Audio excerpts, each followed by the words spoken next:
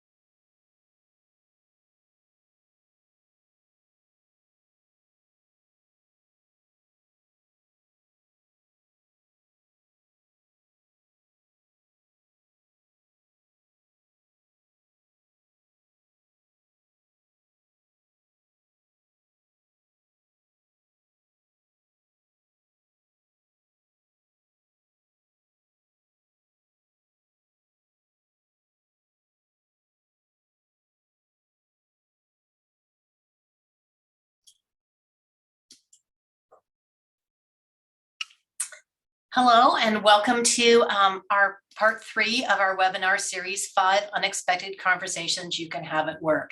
This is our last and final episode, and today we will be focusing on resources for you as the individual.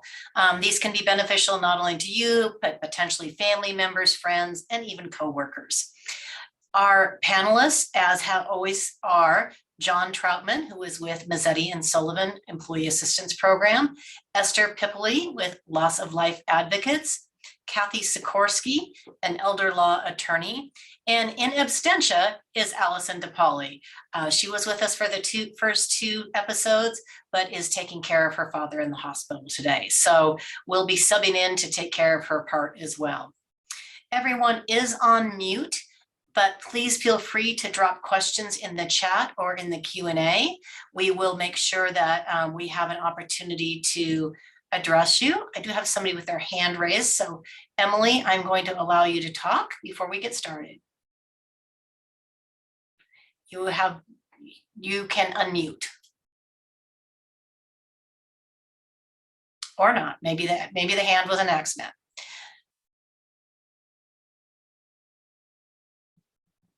Okay, well, we're going to assume that Emily had something to say, probably very important, that she will address when the show is over or in the chat.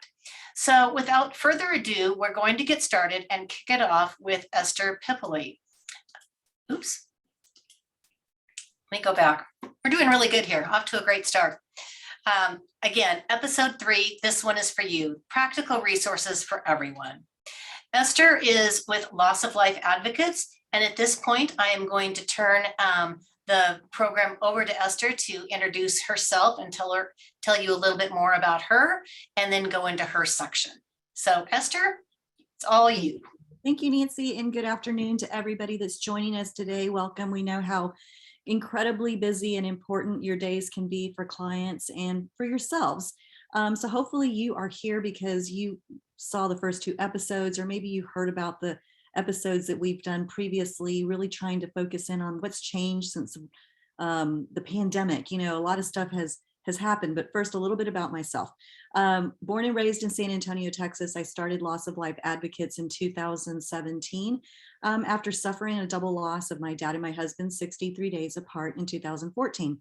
What was so important about this? Well, everybody goes through loss, right? Well, I was an account manager for a boutique benefits firm in downtown Denver, Colorado.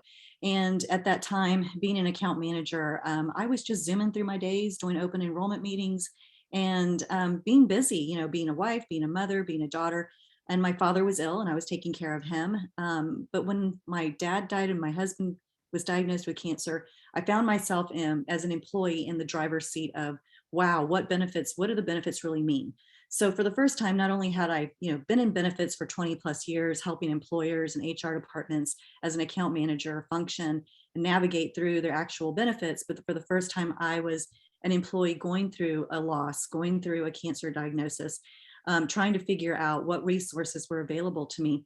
And I found myself on the floor of my employer's bathroom, and that sounds really yucky, but I had a meltdown. I thought I was pulling it together. I'd gone back to work. My employer needed me. I was valuable to them, but I wasn't putting much into me at that point. So today, you know, I come to you as not only Esther, owner and founder of Loss of Life Advocates, also known as Lola, but I come to you as an employee that has gone through grief in the workplace and, you know, trying to walk you through what I learned through that process. And so for today, this one is for you. These are practical resources that we are going to be offering to you from our list of panelists that have been together for the last two episodes. But we really feel that today is going to be really focused on you and how we can support you and guide you to resources and support. So with that, enough about me, let's jump in.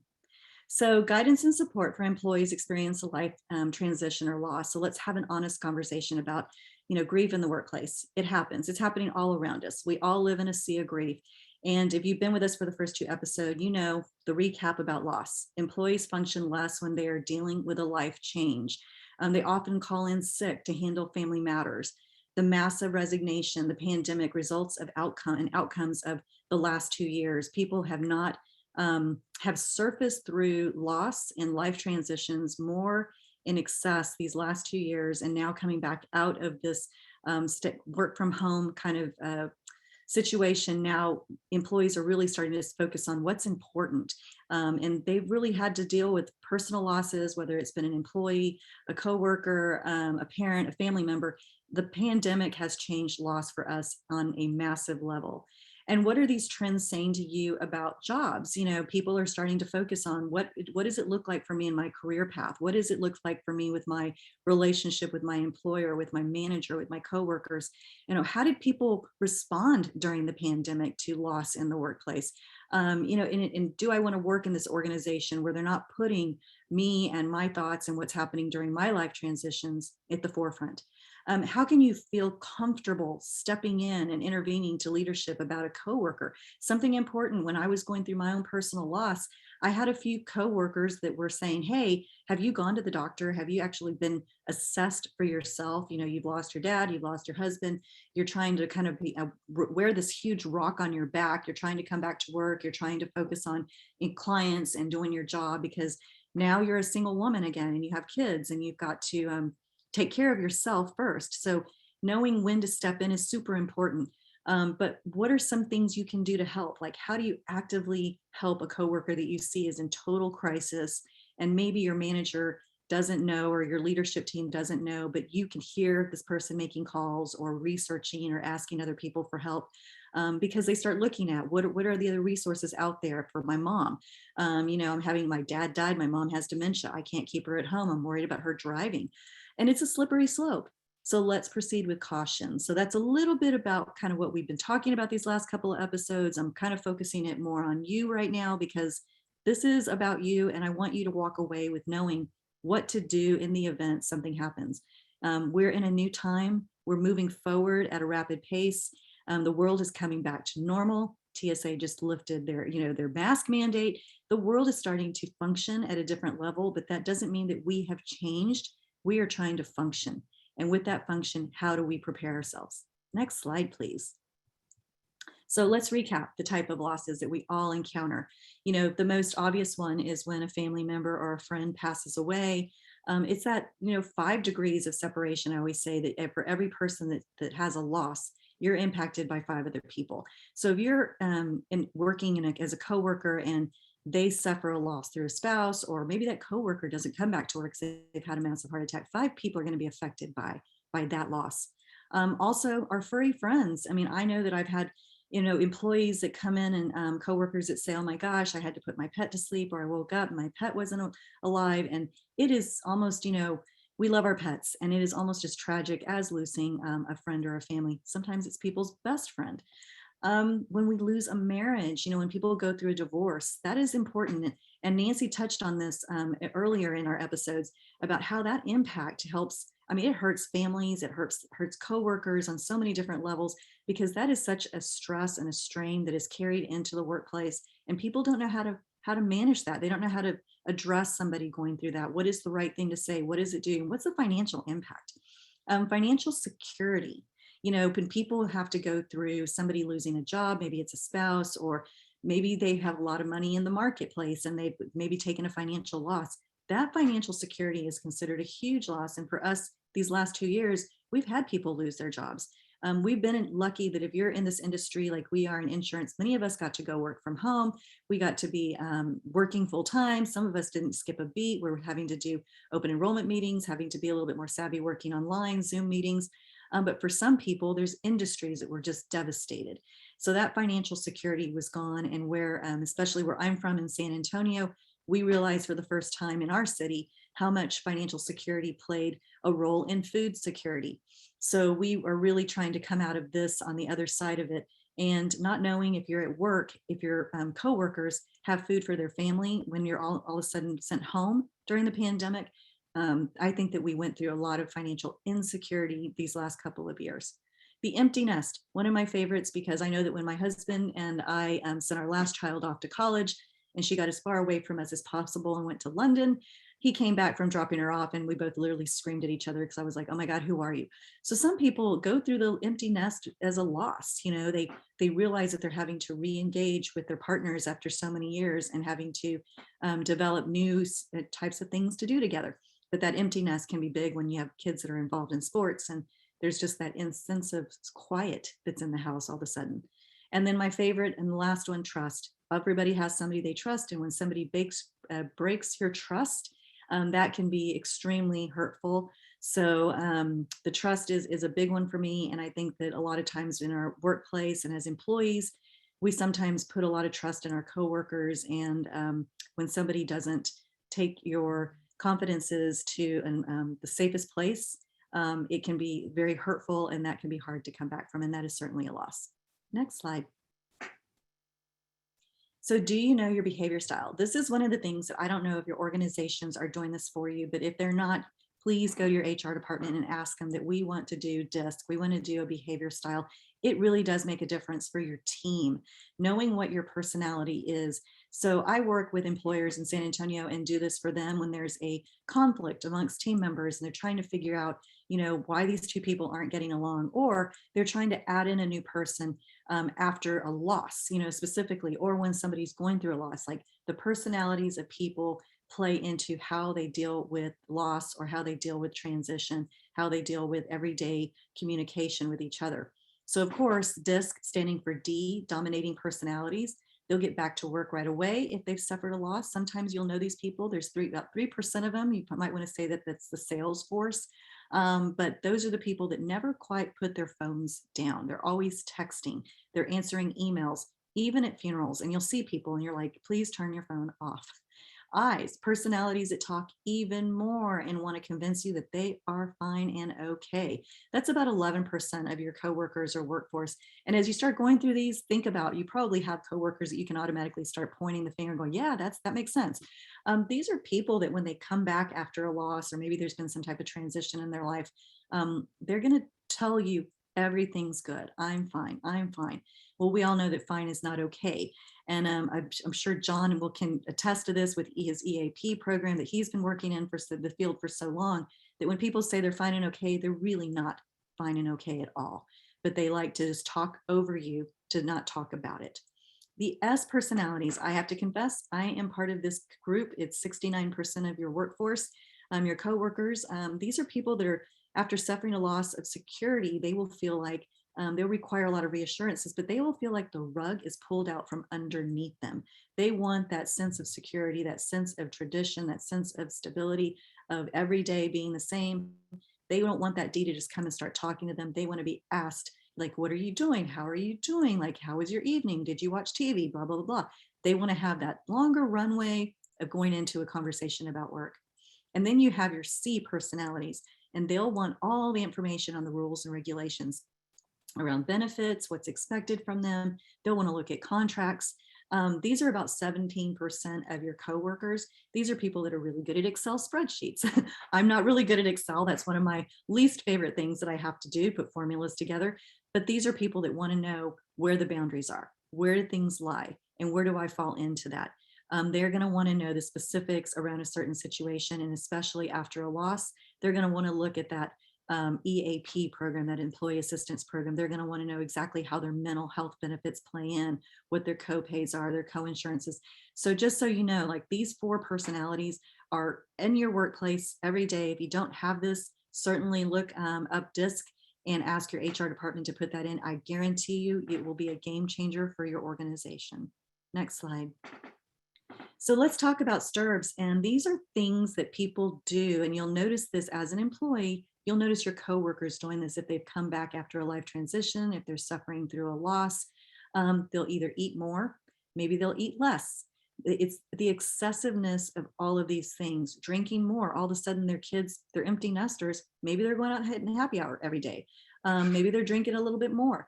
Sleeping, they might sleep in longer. They may say they don't need as much sleep. They may go from an 8-hour day to a 5-hour day, feeling like that is just enough. Exercising, I did this. I was spinning my legs off trying to avoid my pain. I was doing that. I was running, I was lifting weights, I was exercising, anything to avoid having to deal with the really big heartache of losing my dad and my husband. Shopping, another one. If you're an Amazon Prime member, you may be waking up and getting a lot of Amazon boxes because you just don't know when to stop, but it's an excessiveness, right? And then gambling. Some people will go into all these 24-hour gambling places that are popping up all over the country, at least here in San Antonio. They're very popular, but people go in there and they just want to get away from having to deal with anything that's going on. Workaholism, or the opposite of this, maybe presenteeism. People that come to work, they sit at their cube, but they're not really doing any work. Or the opposite, they just can't stop working and they don't want to go home. And at the end of the day, people are saying, hey, it's 6 o'clock, 7 o'clock, you should probably get going. But maybe their work isn't showing that they're actually doing work. They're there, they're being present, but they're not really getting things done. Isolation, another STIRB. People saying, I don't want to be around anybody else, leave me alone.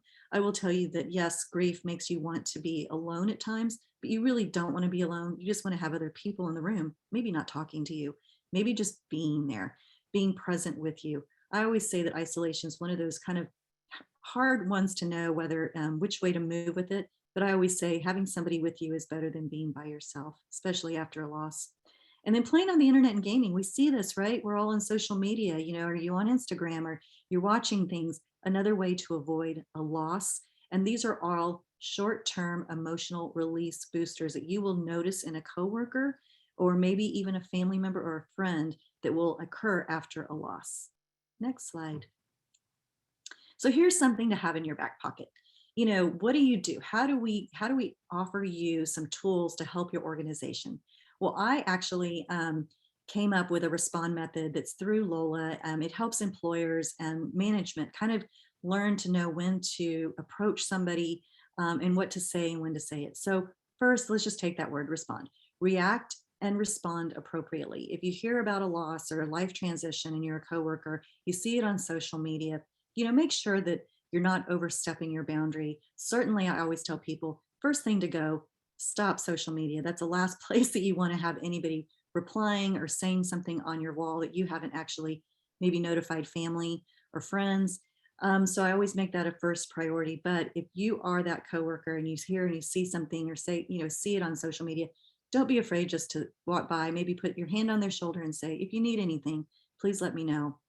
Evaluate, evaluating the situation, seeing if they need any help, and making sure that you're keeping an eye on a coworker, that they're not completely going off the edge. For me, I had a coworker that would say to me every morning, "Good morning." It was never really a bad thing to say, right? First thing in the morning when you walk into work. But one morning she said, "Hello, how are you?" Kind of changed the good morning, and it just broke me into tears. Quickly, she was evaluating, okay, something's not right. So really getting in, evaluating those the surroundings and the environment for that person is important. Support, being able to be there to say, what do you need at this time? How can I support you during this transition? If you know somebody's husband or spouse has been diagnosed with cancer, if you know somebody is a caregiver and their parents are ill or maybe passing away, or they're needing to move into an assisted living facility and they're going through all of these different emotions, asking what you can do to help them. Can I do some research for you? Can I offer support by making phone calls? How can I support you during this time? A lot of times you'd be surprised that people will say, if you can do this for me, that would be really helpful. Performing a personal check-in, especially when you hear that somebody's actually gone through a loss, making sure that when you're doing this personal check-in, don't do it immediately before. If there's been a death, don't call them right away and say, "Oh my God, what's on your desk? What do you need to do? What work is on your desk that you can outsource?" Maybe giving the person a minute and just saying, "Hey, we'll talk about work later. I just want to do a personal check-in to make sure that you've got everything you need in place. These are the benefits. If you need me to go to HR, do you need me to help you with anything like that?" Just doing that personal check-in and making sure that that person knows that they're not alone. Offering assistance. Again, for me, this is one of those personal things. I always say when I hear about offering assistance, I immediately think of EAP, and I'm not here to plug employee assistance programs because they're awesome and they're wonderful. And of course, we have a great panelist that I've been a co-presenter with for these last two episodes, now this one. But the biggest offer of assistance is letting people know where their resources are, right? So telling them, "Hey, we have this awesome program. I'm happy to get the 1-800 number for you. I'm happy to make the phone call. Happy to help see if you're in crisis, how I can support you." So offering assistance, getting them into their resources is essential to helping somebody, especially when they're going through a personal crisis. And then doing a needs assessment. This is important when you look at people and say, what's on your plate right now that needs immediate attention that we can take off and hand off to a coworker to handle for you. We can call your clients, we can do an email, we can put communication out. We want you to focus on your family. What needs need to be paid attention to right here, right now on your desk so that we can help you. And then when somebody's after they've gone through their loss, they've gone through the transition, maybe they've gotten to the other side of placing a parent into a nursing facility or assisted caring facility, you determine and decide when to bring that employee back. And this is one that most employers will say to me, "Gosh, Esther, this is really hard because we really need our employees to get back to work after they've suffered a loss. We have a bereavement program," which I always tell them, reevaluate because times are changing.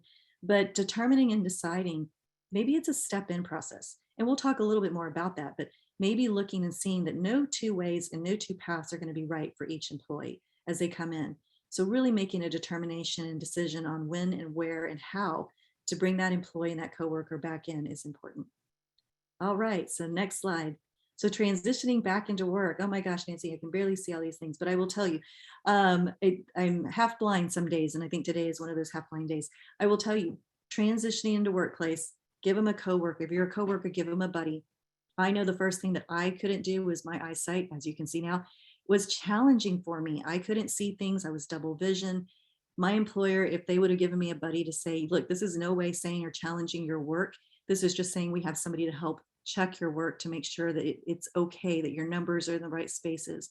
Having you have a person that you can check in with during the day, having a space to go to where you can check in and have coffee off site with an employee to say, "Hey, what is it that I can do to help you?"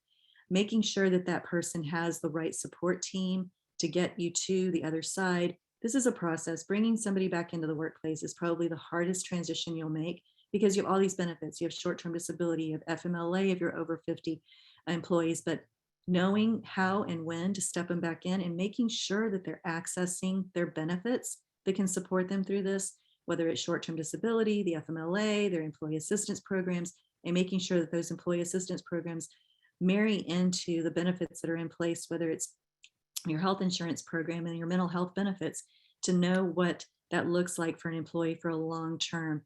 coming back from a loss is more than just a week or 2 weeks. It's a 6 month to a year if they've had a significant loss. So really working on that transition can be a short-term plan and a long-term plan. Next slide. So resources to know what you should know. Review your bereavement policy. Know what it is ahead of time, especially if you start going down that slippery slope where you know that maybe your mom is going to need help. Maybe there's a caregiver situation. Maybe you know that there's a long-term diagnosis. Maybe there's a short-term diagnosis and you're going to need to know what your employee benefits are. Reviewing your benefit policy is going to tell you for bereavement, whether you have 3 days, 5 days, or you go and you sit with HR and management and say, look, my husband's dying of cancer. I don't know whether it's a 30-day process, a 6-month process, or a 10-year process. All I know is I need to know what happens when and if he passes away. My husband actually, we went back from Colorado to San Antonio, Texas. He had a desire to get back to Texas to pass away here. And we were on a plane and unfortunately my husband lost consciousness. We got into San Antonio and my husband passed away later that evening at a facility. And I'm sharing this with you to be completely transparent about my benefits and my employer at that time. My employer the next day reached out to me. I'm very sorry to hear of your loss. Just want to remind you that you have 3 days of bereavement from the organization because you used all of your PTO and everything up for your dad. It was an email that struck me so hard. And more people that I talk to when I get out and I meet with employees tell me there are things that happen like this all the time. So knowing what your bereavement policy is very important to be able to have an open conversation and a dialogue. I was able to negotiate with my employer where they gave me more time to be able to take care of things in Texas and then get back into work. And even at that, there were still things that we could have made better. Knowing your short-term disability and FMLA policy, having that conversation with your employer and HR department to take advantage of that for yourself and for your family, because those are benefits that you buy into, and knowing that you need them when you need them is important. Your employee assistance program, again, knowing how this can help you set yourself up and your family up for success, knowing these benefits are so important that are free for you sometimes. I mean, and John can probably talk about this. These employee assistance programs are the key and the backbone to anybody that has suffered a loss or any type of life transition to getting help immediately. Programs that provide confidential support, knowing who you can go to for that confidence and knowing that there's a safe space. We talked a little bit in the last segment about ombudsman and maybe how they can be a new role for somebody in your organization to provide that confidential support. Then asking for a confidential person to speak with at work, again, another ombudsman opportunity, knowing your mental health plan and how that plays into it for yourself and your family. Don't forget about your children. When you suffer a loss of a parent, it's a grandparent to your children. Knowing what your plans pay for and what their benefits are is important around mental health.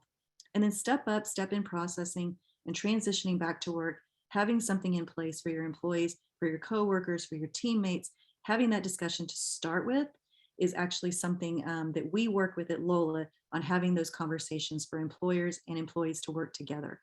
And then again, patience with your grief. If you are an employee, you've suffered a loss, by all means, here to help. We're all here to help on our team to get today. And these last couple of episodes of putting this together has been such a great opportunity for us and for you to know that you've got great resources out there, but having patience with yourself and your grief when you've had a loss is super important.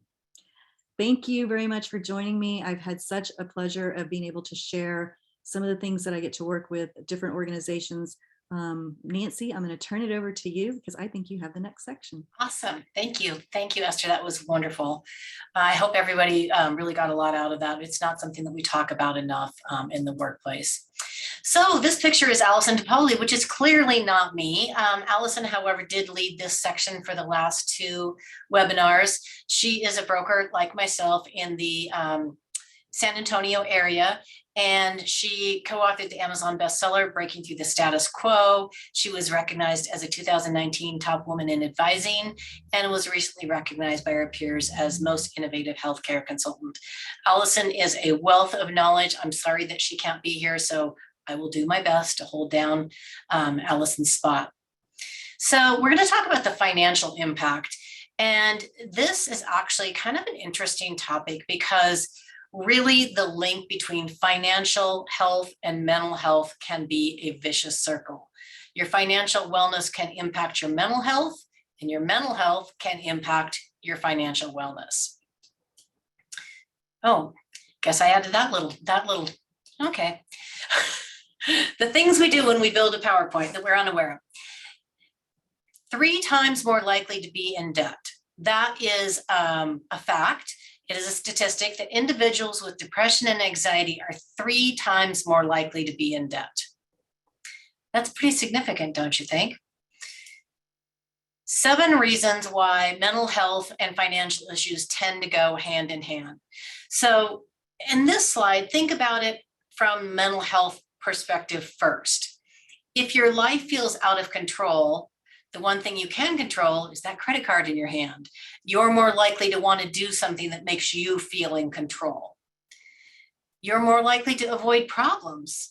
Life feels out of control, as it's stated in number 1, and you don't want to deal with it. It's too hard. So you're looking for something that will give you relief. You don't want to deal with the hard things. You're getting a late notice from the electric company, or you're getting a late notice from the credit card.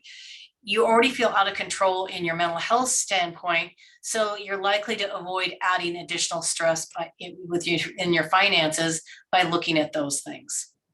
You tend to get desperate for temporary relief. You feel so bad, you want something to make you feel good. Wouldn't that cute outfit at the mall just make you feel so much better? The problem with that cute outfit is it adds to your financial stress. Your self-esteem plummets when you're feeling stressed and you're having mental health issues. You're going through something that is making you feel out of control. Again, that your self-esteem goes down and you're looking for ways to bolster it. Look at that cute lipstick. That makes me feel so much better. Some highlights in my hair and I'm going to feel better. But again, you're adding more and more to your financial stress. Energy levels decrease. You're probably thinking, well, what does that have to do with financial stress? You have less energy to deal with those financial problems that you need to tackle. And quite frankly, if anybody's ever been in this position and you have to tackle a financial issue, it is a lot of work, and it does require a lot of mental fortitude and physical fortitude as well to say, okay, I'm ready to deal with this. Unhealed wounds may come back to haunt you. I mean, this kind of ties into a little bit as far as what Esther was talking about. Sometimes you never know when a loss is going to bubble up and make you feel poorly. And again, we tend to go back to financial. How can we spend money to make ourselves feel better? And then the other thing is when we're under mental stress, it's tough to think clearly. We're not making good decisions. We're thinking that giant Venti Grande latte is going to really solve all of our problems for the day, when it does 2 things. Probably it's going to throw our blood sugar all out of whack, which is going to make things even worse. And again, it tends to add to our financial debt.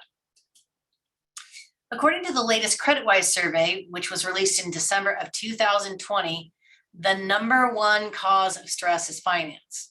So we just talked about how mental stress can create financial stress, but again, it is a circle. It goes around and around.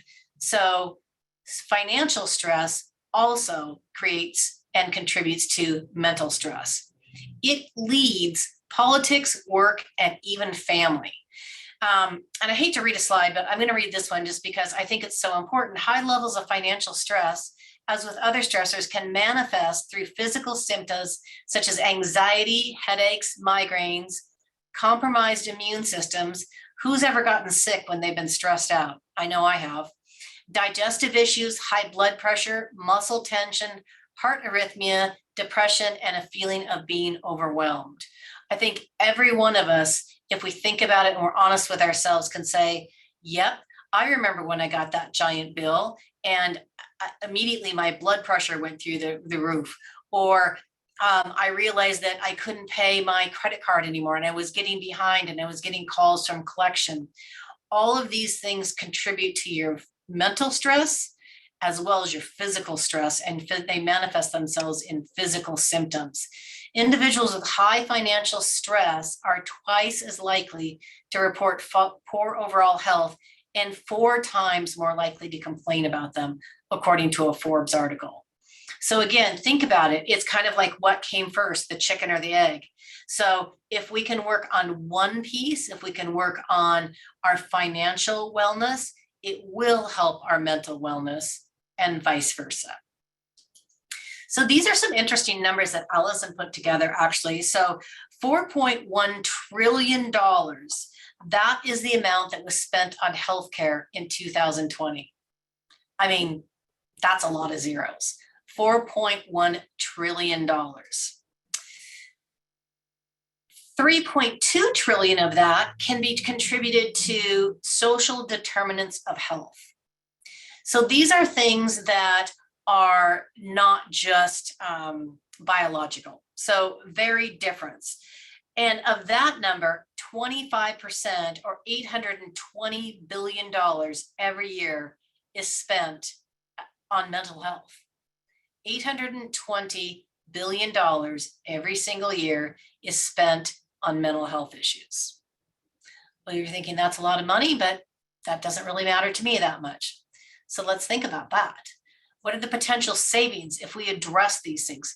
Not only just the life savings and the betterment of our personal life, but what are the hard dollar savings? So $12,530, make sure that I'm going to tell you this correctly, that's how much it is per person. That $4.1 trillion, that's how much is spent per person annually. If we break it down on all the people in the United States, on average, we spend $12,530 per person. Again, we talk about those social determinants of health. That's 80% or $10,000, a little over $10,000. And 25% of that is $2,506. That's how much is spent on average per person for medical expenses related to mental health or mental wellness. So when we talk about it, it's not a fluffy thing. It's not something that, oh, that only affects other people. When we're not feeling our best mentally, emotionally, spiritually, all those things contribute to our mental well-being. It actually costs money. So think about it. If you could, just you, somehow impact your mental well-being, would you like to save $2,506? Let's say that you're on your employer's plan and all of a sudden those savings start being redirected to your employer. They could probably do some good things for you. If you're on an individual plan and those things start to come down. Now I understand that one person isn't going to save that much money, but it always starts with one person. We all have to start to make a difference. So what resources are available to you? We're going to say it over and over and over again. Check your employee assistance program. They have a pretty, depending on the type you have, a broad scope of services. Many include in-person counseling. Some include virtual counseling. And it also, you need to know what is an encounter. How many can you have per year and what actually does that mean? They vary widely, so you're going to want to understand that. Telehealth. This is something that has really gained traction since the pandemic hit. Many telehealth benefits now include services for behavioral health as well. So a visit with a counselor. Your health plan. Your health plan also probably includes virtual visits. So maybe you just need to talk to your regular doctor and have a baseline and you're not feeling up to leaving the house. Use that telehealth benefit. It can really be great for you.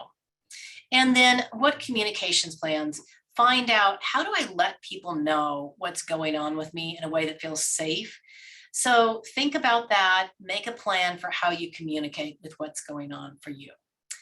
And with that, I am going to turn it over to John Troutman, and he is going to talk about all of our very favorite subject, the Employee Assistance Program. Thank you so much, Nancy. It's great to be with everyone again. I am the National Director of Marketing for Mazzetti & Sullivan EAP Services. We are a national provider of employee assistance programs in all 50 states, in Canada, and in Mexico. I am not a clinician. I am not a master's degree counselor or anything like that, but I do have a background in burning out at least twice in my life. So I can speak to people, whether they may be an employer or a benefit advisor or an employee, and I can speak to the benefits of preventing yourself from burning out. So as we begin our time, that's a little bit about me. You can see in that slide, and you can also go back to the other videos to see more or hear more as well. Our next slide. So truly, we are in uncertain times, and that's the topic where we're headed today, is uncertainty in the world and workplace and resiliency for anyone, especially for employees. Our next slide. So our challenge, accepting what we can't control. I don't know about you, but I don't really enjoy being out of control. I do love change. I appreciate change and I like variety. But I think as humans, we are wired to be in charge or in control of certain things. That's why we struggle so oftentimes with things that are out of our control. But really, so many things are out of our control. And I want you to think about this quote here on the left. We must all realize that we are now living in the most uncertain times of our lives. Things are changing at a very rapid pace. We do not have much control on what is going on around us. Probably the only thing we can still control is our mind and our thoughts. And I greatly appreciate all of my fellow presenters here today that talked about the value of an EAP. Truly, even a bad EAP plan is better than no plan. And I want to encourage you, if you feel like things are out of control or that you can't move forward and make positive action steps, so you do reach out to your EAP provider and see what options you can have to get those sessions. But for us as individuals, I want to give you some helpful hints in case you don't have an EAP. What can you do? What are some things that you can control to take care of yourself and embracing that challenge? Our next slide. So really, it's this point right here of self-care is not selfish. I don't know about you, but I've taken a number of steps with the new year, try to be a better version of me, and even my fellow strategic partners at times have questioned those things because they've been atypical for me. I'm trying to do a better job, and not everyone is going to perceive that as progress. They may question it. You may question it yourself, but there are 8 different spokes on that wellness wheel. And this was provided to us by the University of New Hampshire. And I think it really greatly illustrates how these different spokes really impact our well-being. And just to not emphasize any one in particular, or to, let's just use that word as I did when I burned out, neglect. When you neglect any one of those wheels, any one of those spokes on the wheel, it will make an impact. You'll be out of balance. And you'll need to go back and address those things, whether it be environmentally, financially, intellectually, your job, occupationally, physically, and that also includes your diet, not just exercise, socially with those relationships, spiritually and emotionally. So coming to the understanding and being okay with yourself of understanding that self-care really is not selfish. It's taking care of you. We as individuals cannot take care of others until we take care of ourselves. And we definitely cannot draw from a deep well if you're feeling depleted, if you're feeling energy starved. So think about this quote over here on the left. When you become comfortable with uncertainty, infinite possibilities open up in your business and life. Maybe as you look at your wellness wheel, you want to assess yourself and what your strengths and what you've been working on. Maybe you do need to emphasize more time in working out or in a diet. Maybe it's those relationships, whatever those areas are, being okay with where you are today, but also working on for a better tomorrow. You can be the best version of you every single day. And that's what I'm talking about, and getting that ability to embrace the changes in our world. Our next slide. So another big part of that is this illustration right here of disruptive change. This was built by Dr. Al Siebert. He was the director of the National Resiliency Center, and he spent 25 years analyzing people who were survivors, whether they were lost at sea, if they were prisoners of war. They were extreme disruptive change events. Now, you don't have to be in those extreme scenarios to experience a disruptive change.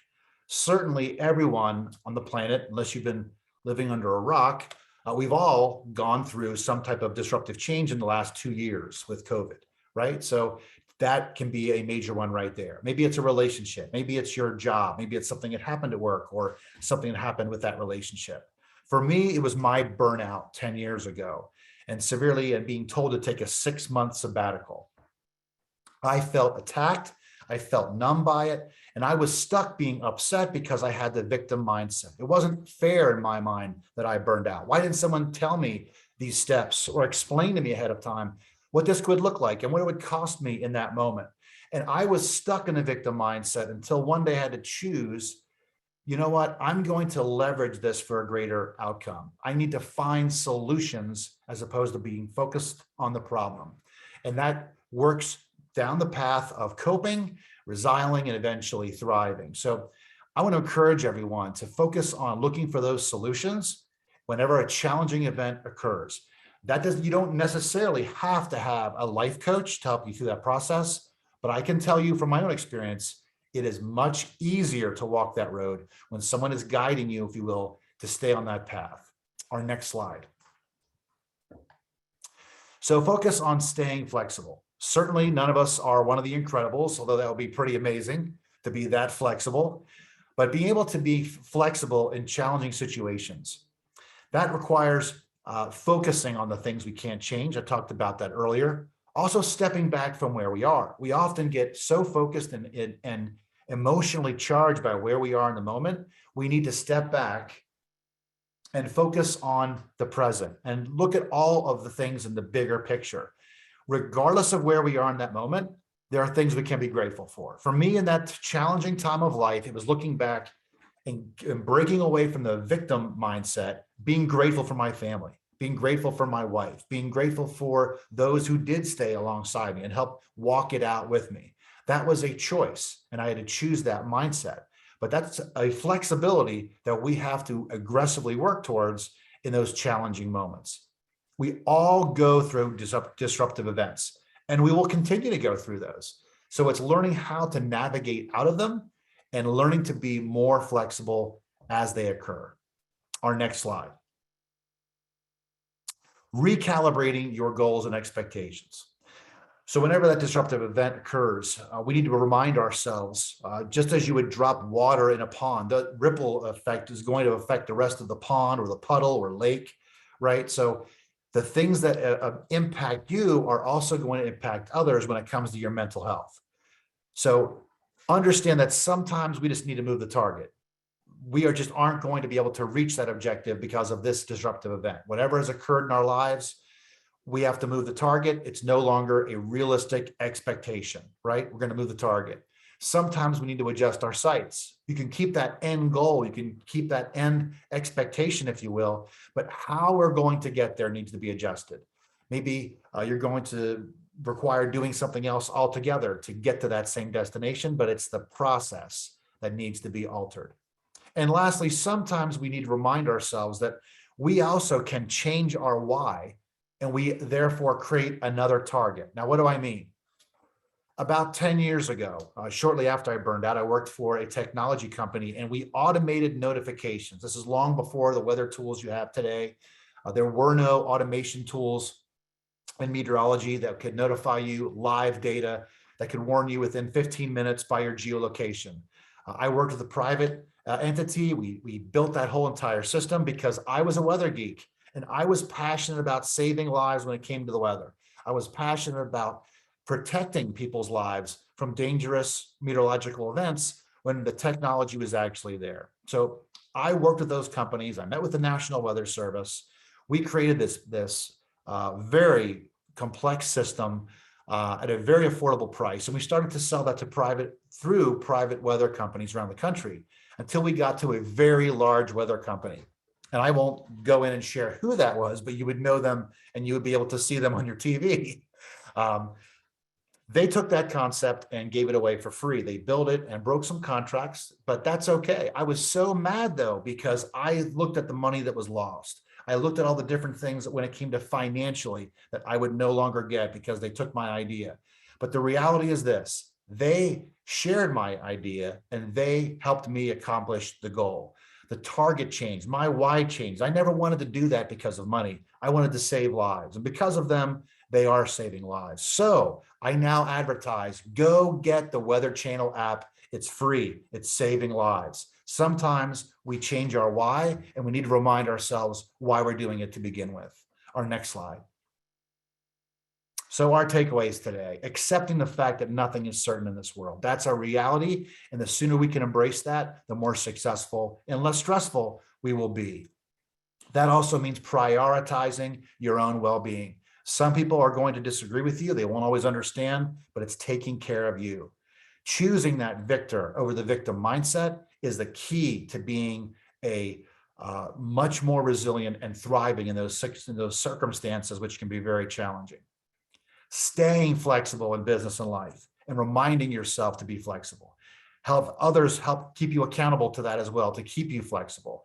And also recalibrating your goals and expectations are a big part of your success. And with that, I'm going to turn it back over to Nancy. Thank you so much. Thank you, John.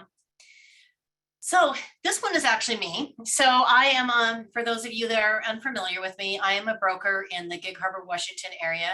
I have been working in employee benefits for, I kindly say I only give myself credit for 30 years, but it's actually been quite a bit longer than that. I also host a weekly podcast called Recipe for Success.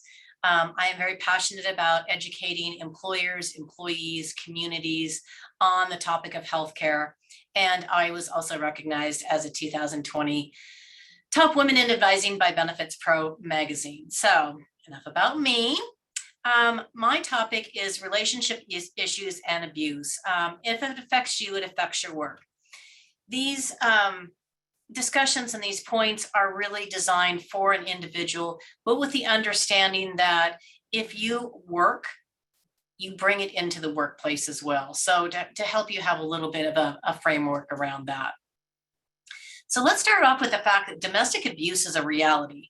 1 in 4 women and 1 in 9 men are affected by domestic abuse every single year. That's over 10 million people. I mean, really think about that. 1 in 4. That means probably 1 in 4 women and 1 in 9 men. That means somebody you know, somebody you work with, somebody in your family is affected by domestic abuse. So what does it look like? It's not just physical abuse. There's a lot of different types of abuse. There's emotional abuse. There's economic abuse. There's sexual abuse. There's using children as a bargaining tool, as a threatening tool. There's threats.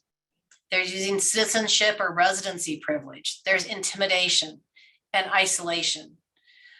All of these are types of abuse. But when we look at physical abuse, it's not just somebody that is black and blue from head to toe. It can be pushing, shoving, hitting, biting, slapping, throwing, using a weapon, punching, kicking, grabbing. Some of it you can see and some of it you can't. But abuse is always about power and control.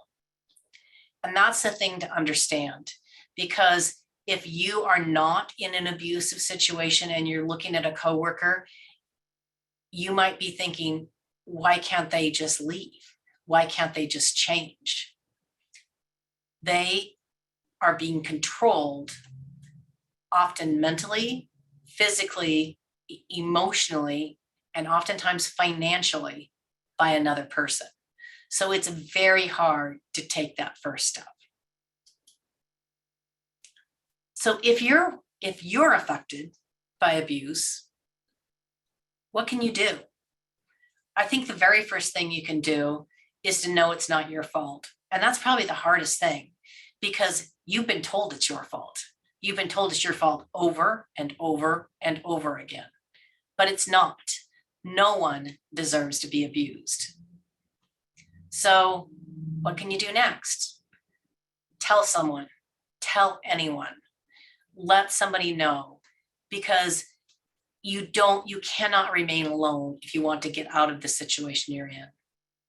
Get an order of protection. If you're being physically abused, document it. Take pictures, date, and log any type of abuse that you are receiving. If you can, leave. You want to get out of that situation as quickly as possible. Have a safety plan. Maybe you're not ready to leave yet, but you know that you're going to need to at some point. Start creating a plan for you. And if you've got children, you need to be creating a plan for them as well. You can always call 911. But if you call 911, you have to be prepared to follow through, Because what happens if you call 911 enough times and don't follow through, they will start to dismiss you. And when you really need them, you're not going to have the support and the protection that you need. Protect yourself and your children. I mean, I can't emphasize this enough because like we talked about in the other segments, if you're going through something, so are your children. You might think you're hiding it from them. You might think that they don't know anything about it, but I guarantee you they do. And if the person that is abusing you can't get to you, they might go for your children next. So protect both yourself and your children. Identify your resources. Where can you go? I mean, 911 seems like the obvious choice, but maybe that's not something you're ready for. Maybe that's not a step you want to take. So what are your other resources? I do have a list of resources at the end of this section. And then again, we talked about this. If you're employed, this affects your work. Just like we talked about your children know, your employer knows too. They might not be addressing it with you, but they know something's wrong. So if you're going through this, talk to your manager or your employer.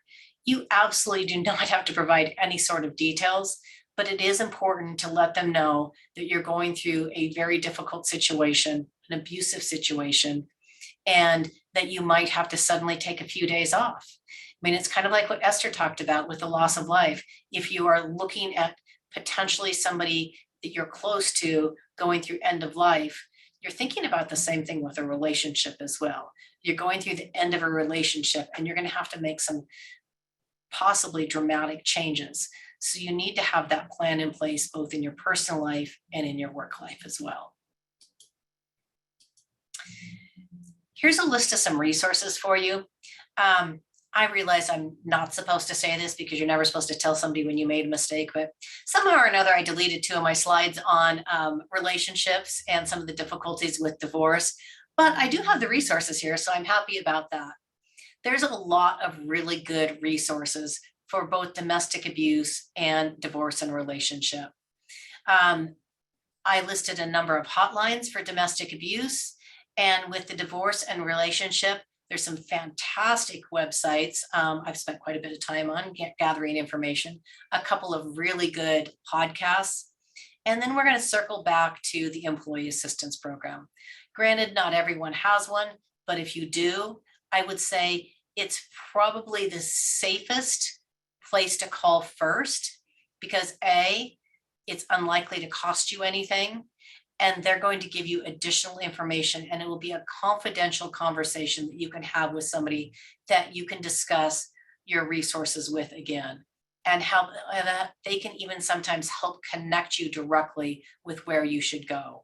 So if you have that employee assistance program, make sure that you're using it if you are experiencing either domestic abuse or divorce and relationship issues. And my final word on employee assistance programs is, if you have one, put it in your phone. Make sure you have that number handy. Print out the phone number, stick it in your wallet, paste it to your refrigerator. Make sure you know how to access it when you need it, because when you need it is not when your brain is thinking clearly, and you might forget. Or you might think, oh, I know I have one of those, but I don't know how to access it. So the first thing that you should do if you have one is make sure that you make it easily accessible to yourself and to family members. So with that, I am going to pass it off to Kathy, who is going to close us out talking about caregiving.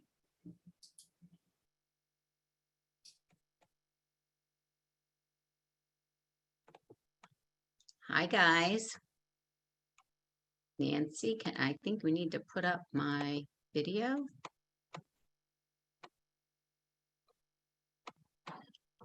I'm Kathy Sikorsky. I'm seeing Nancy's picture, not my video, so I don't know what's going on with that, but maybe you guys can figure that out. Okay, there we go.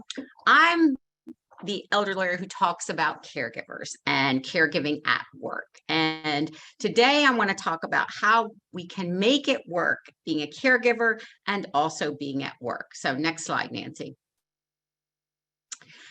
Everyone is talking about this. It's not just me. It's not just me in my industry. These are articles that have been coming up almost on a daily basis from Forbes, from Benefits Pro, from Harvard Business School in the last 2 years, in the last 2 months, about caregiver fatigue, caregiver problems, and why if you are a person at work or who goes to work, you probably either are a caregiver or have people at your work who are caregivers. So we need to talk about this. Next slide.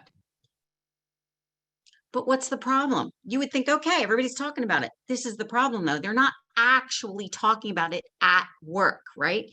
24% of employers don't even believe that this is a problem, and 70% of employees won't bring it up. And there's a lot of reasons around that, and we're going to talk about that a little bit, but you can see that it's about a lack of communication. And we've all talked about EAPs here, but the problem is some of them don't even know about EAPs or, as we said, avail themselves of those benefits. And what is this leading to? It's actually leading to the Great Resignation, which you've all heard about, but caregiving is a big, big piece of this because people have found, especially through the last 2 years, that those caregiving issues not being addressed at work or not being allowed to talk about them at work have made people say, I just can't make work and caregiving work. So what can we do? We have to talk about it. So I'm going to talk about today what we need to talk about, how we need to talk about it, and who is going to talk about this thing. So the first thing is, what do we have to talk about? Well, the first thing we have to talk about is the big picture, the caregiving trends. This is not just about elder care, although this is a big deal. 10,000 people a day are turning 65. 10,000 people a day. Yes, we are in the middle of the baby boomer aging dilemma, right? And it doesn't mean that these people are all being cared for. It means that they may be your employee and caring for people. A lot of people continue to work well into their 70s, but caregiving is also about children. It's about disabled children. It's about disabled adults. It's about spousal care. It's often even about friends, but caregiving is something that is not going away. Ever. It's out of the closet now, and we're going to talk about it. So then the next thing in the big picture are caregiver benefits. What do you actually have at work? And I talked about this at length in the last episode. And so I'd like you to go back. We're going to give you the link for that about how to look at these videos. But there are plenty of caregiver benefits that already exist at work, and people don't know about it, and they're not using them from the C-suite down to the front line up. We all have to get on board with this conversation. And the third thing is, yes, this Great Resignation. We've got to talk about why is this happening and what can we do to stem the tide. And mostly, of course, it's been, I think they said almost 4 million women have stepped out of the workforce since COVID began. And a lot of that is caregiving driven. So what are the current events? Well, work from home, WFH, has become a big deal. This has been a current event because we were all sort of forced into it, right? But people are stepping back and saying, wait a minute, I like work from home. It is working for me because I have a flexible life now that I can integrate my caregiving as well as everything else in my whole life. There's a very famous guy out there named Dan Price who started this company several years ago where he pays every employee a minimum of $70,000 a year. It's pretty starkly amazing, right? But he just put out there that I asked my employees, what did they want? He said 7% wanted to go full time, 32% wanted a hybrid, and 62% wanted to work from home. And I decided, do whatever you want as long as you get your job done. This is the conversation from an individual basis about what are we going to do? Because as you can see, it leads to a work-life balance question, which is really kind of addressed by all of my other contemporaries in this conversation today. Whether you're having issues with divorce, grief, stress, you're trying to find a balance that you can continue to work, right? And I want you to make it personal because Esther told you today her personal story. John told you her personal story. Allison isn't even here today because she is doing a caregiving thing with her dad. We all have a story. And if from the C-suite down, we can start to tell our story. And believe me, everybody's got a story about caregiving, and you start to make it personal, then people know you understand. Then it becomes a conversation at work that's not embarrassing, that's not problematic, and that is just an issue to be resolved. So that's what we need to talk about. Next slide, please. So who needs to talk about it? This is a really nice graphic that says in a circle, everyone. Everyone needs to talk about it. You need to talk about it in the circle going to the right, and you need to talk about it in the counterclockwise way.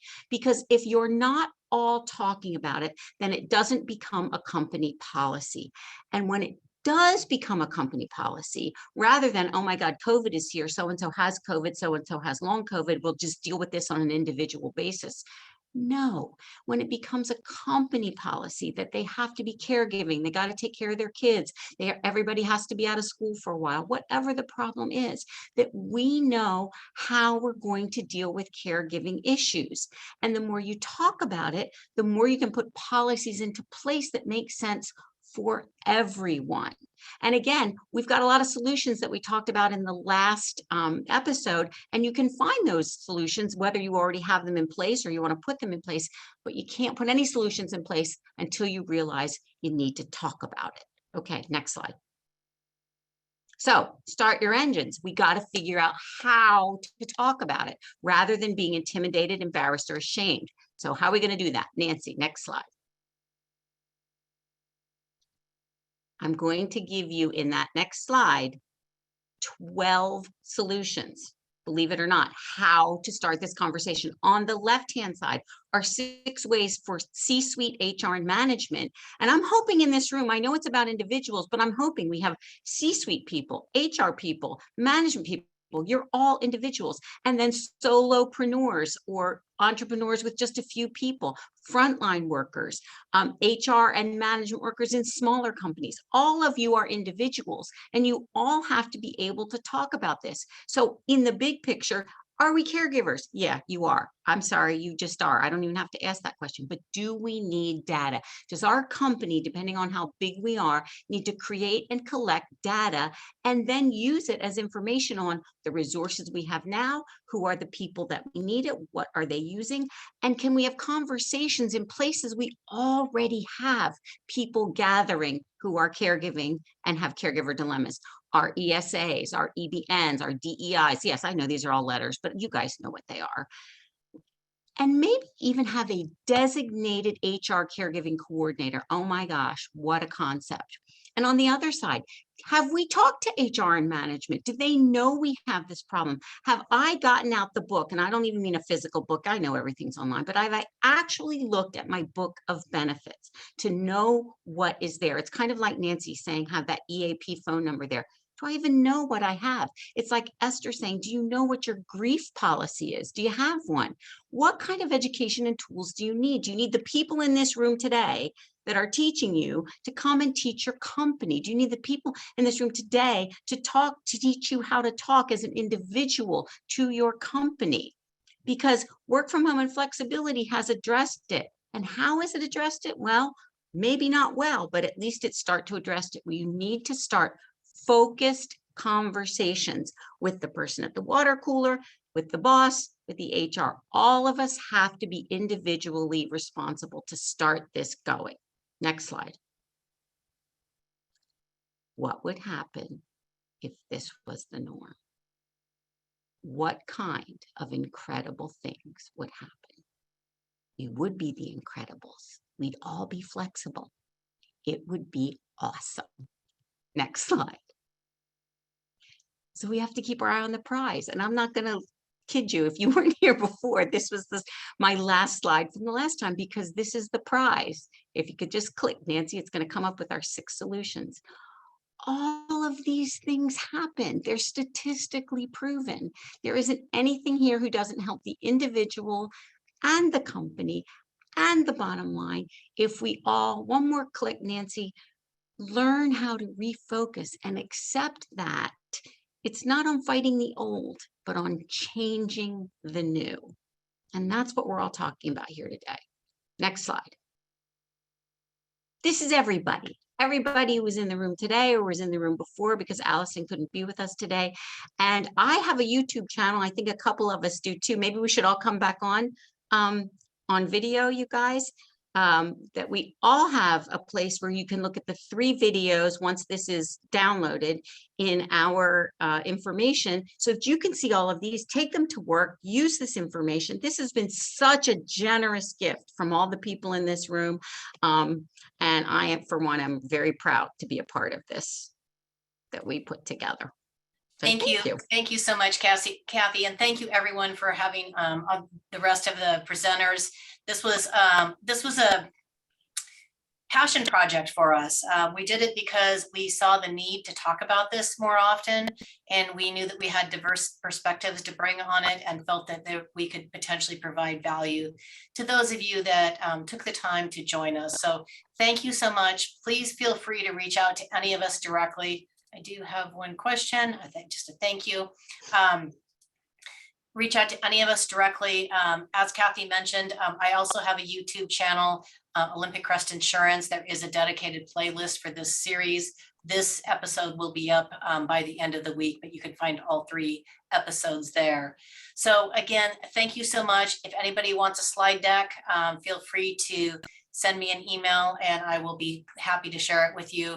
If you don't have my contact information, reach out to any of the other people that may have invited you and you may be more comfortable reaching out to. So again, thank you, everyone.